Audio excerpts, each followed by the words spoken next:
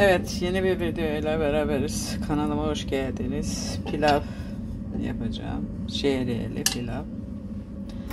Bir miktar sıvı yağla bir miktar tereyağını attım. Aslında margarinle daha hoşuma gidiyor ama tereyağı daha sağlıklı diye. Önce altını yakıyoruz.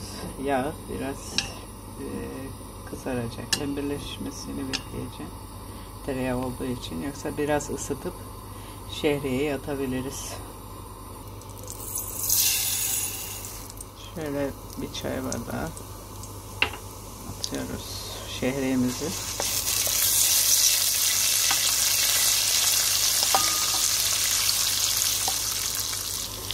Şöyle 5 küp şeker atıyorum.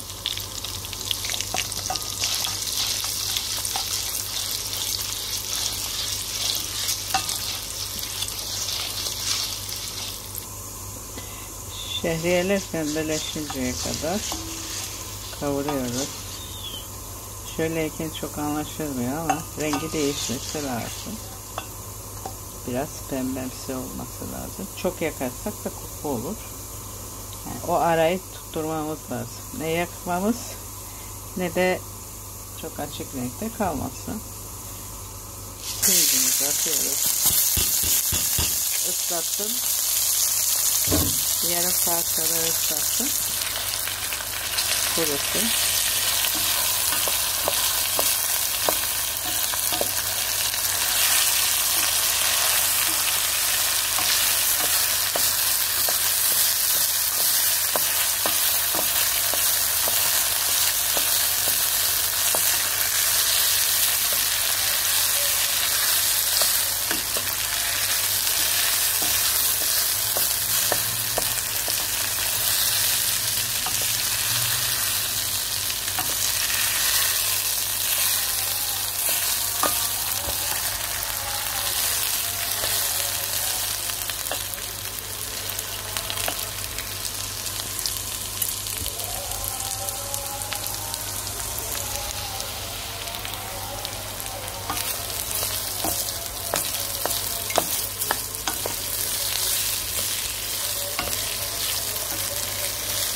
Altından şöyle üstünü de çeviriyoruz.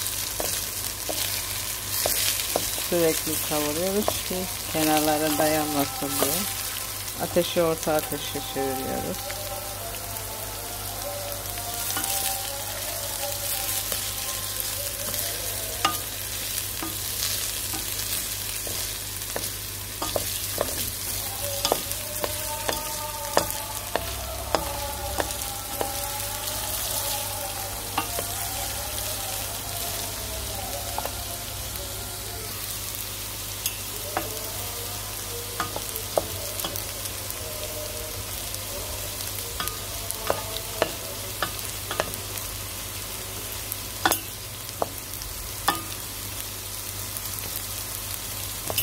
Evet, kavrulma yeterli oldu. Yağ böyle kenara akmaya başlayınca oldukça kavrulmuş oldu.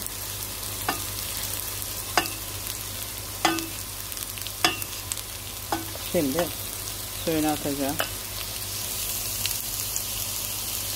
Altını kısıyorum çok fokurlamaması için. Ölçüyle yaptım. 4 bardak pirinç kullandım. Islattım. Yarım saat. 1'e 2 atıyorum. Baldo pirinç olduğu için 1'e 2 atacağım. Şöyle. Bu 2 bardak su bardağı olarak kullandım. Ben şimdi fincanla atıyorum. Elim yanmaması için kaynar suyu. Şöyle kupayla atıyorum. Bu 2 bardak. O yüzden 4 tane bu kupayla su atacağım. Önce yüksek ateşte bir kaynattıktan sonra küçük göze alacağım. İlk etapta çok sıçramaması için altını kısmıştım. Şimdi açıyorum. İyice fokurdayıp kaynaması gerekiyor. Tuzunu da atıyorum. 2 ölçek ununu atıyorum. Şöyle bir güzel karıştırıyorum. tuzu iyice karışsın. Yoksa bir tarafta tuzu kalır.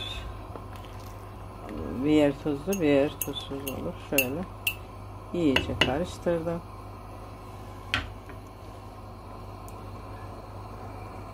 Şöyle küçük gözü aldım. Kapağını da kapattım.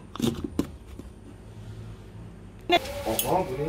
Şöyle pilavımız olmuş.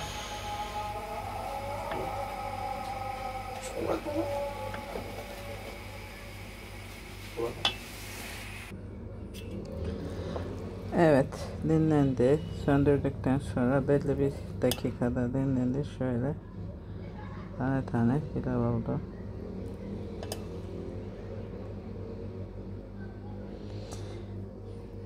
İzlediğiniz için teşekkür ederim. Sağlıklı, huzurlu, güzel günler dilerim. Hoşça kalın.